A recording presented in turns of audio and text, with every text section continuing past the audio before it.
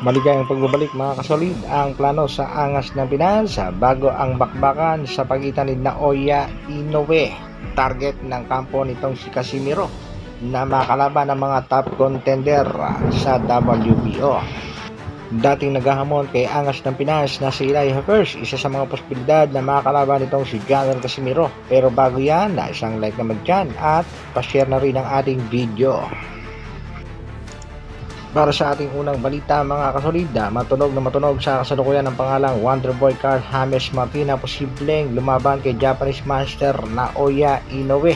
Yan nga ay kung sakaling hindi makukuha nito si Sam Goodman ang tamang timbang at kung ito ay magkakaproblema. Sa kasalukuyan nga mga kasolid ay rank number 2 sa WBO itong si Wonderboy Carl James Martin at ayon nga dito kay coach ng ating pambatong si Alas na si Coach Jason Casimiro.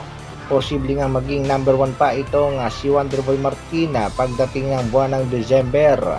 Dahil sa December nga ang laban itong si Inoue kontra kay Sam Goodman at panigurado naman daw na itong si Japanese Master Naoya Inoue ang mananalo sa bakbakan at panigurado rin mga kasolid na bababa sa ranking itong si Sam Goodman pagkatapos ng bakbakan. Pero ayon nga dito kay Coach Jason, hindi naman daw ganong kalakasan itong si Wonderboy Martina. Ito nga mga kasolid ang naging komento nitong si Quadralas It's My Boy. Magiging number 1 pa yan sa December. Maniwala kayo. At kahit pa nga mag number 1 itong si Martin at sa number 6 lang din itong si Angas ng Pinas, marami pa rin mga boxing fans ang naniniwalang malayo-malayo pa si Martin. Dito kay Quadralas Jonel Casimiro, maging dito kay The Monster Naoya Inoue. Sa kabilang balita naman mga kasolid, ito nga ang plano ng Team Casimiro. Sa kasalukuyan ay gusto nilang makakuha ng titulo sa Super Bantamweight Division at pagkatapos nga daw ay susundan itong si Japanese Master Naoya Inoue sa Featherweight Division dahil may bali-balitang gusto nang umakyat nitong si Naoya Inoue sa susunod na division. Ito nga mga kasolid, ang limang nangunguna sa WBO. Number 1, Goodman. Number 2, Carl James Martin. Number 3, Makhana. Number 4, Elijah First. At nasa panglima itong si Mohamed Shekhova. At pagkatapos nga kay Sanchez ay isa dyan sa top 5 ng WBO. Ang Balak Wasaki ng Angas ng Pinas. Nakakalamang dyan mga kasolid ang bata ng MP Promotion.